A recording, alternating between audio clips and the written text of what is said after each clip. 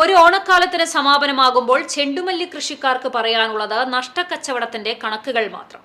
തദ്ദേശീയമായും പുഷ്പങ്ങൾ വിളയിക്കാമെന്ന് നാം തെളിയിച്ചെങ്കിലും കച്ചവടമിടുക്കിൽ മുന്നിലെത്താനാകാത്തതാണ് ഈ മേഖലയ്ക്ക് വിനയായത്.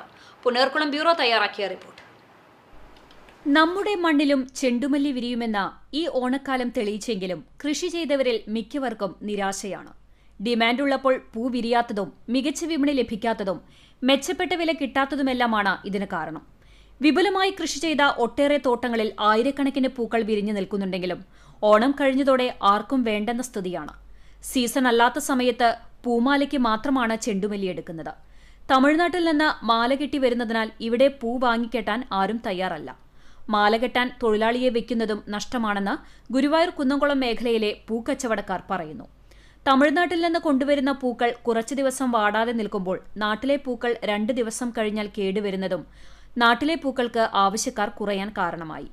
അത്തം മുതൽ തിരുവോണം വരെയാണ് ചെണ്ടുമല്ലിയുടെ ഡിമാൻഡ് കാലം. ഈ സമയത്ത് നാട്ടിൽ പലയിടത്തും വേണ്ടത്ര പൂ വിരിഞ്ഞില്ല. കിട്ടിയ പൂക്കൾ കിലോയ്ക്ക് 50 രൂപ മുതൽ 80 രൂപയ്ക്ക് എടുത്തതായും ഇവർ പറഞ്ഞു. ചെണ്ടുമല്ലി ഇവിടെ ധാരാളം ലഭിച്ചപ്പോൾ മറ്റു പൂവുകൾക്ക് വില കൂട്ടിയാണ് പൂക്കച്ചവട ലോബി വിപണി പിടിച്ചത്.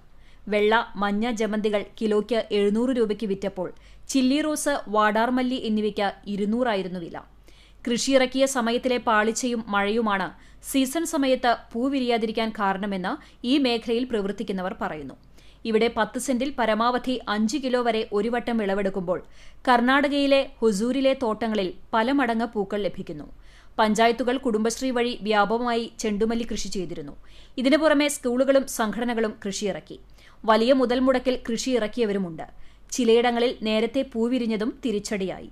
പൂത്തോട്ടങ്ങളിൽ വന്ന് എടുക്കുന്ന രീതി ഇല്ലാത്തതിനാൽ കടകളിൽ എത്തിക്കേണ്ടതും അധിക ചിലവാണ്. CCTV news, Punnerkulam.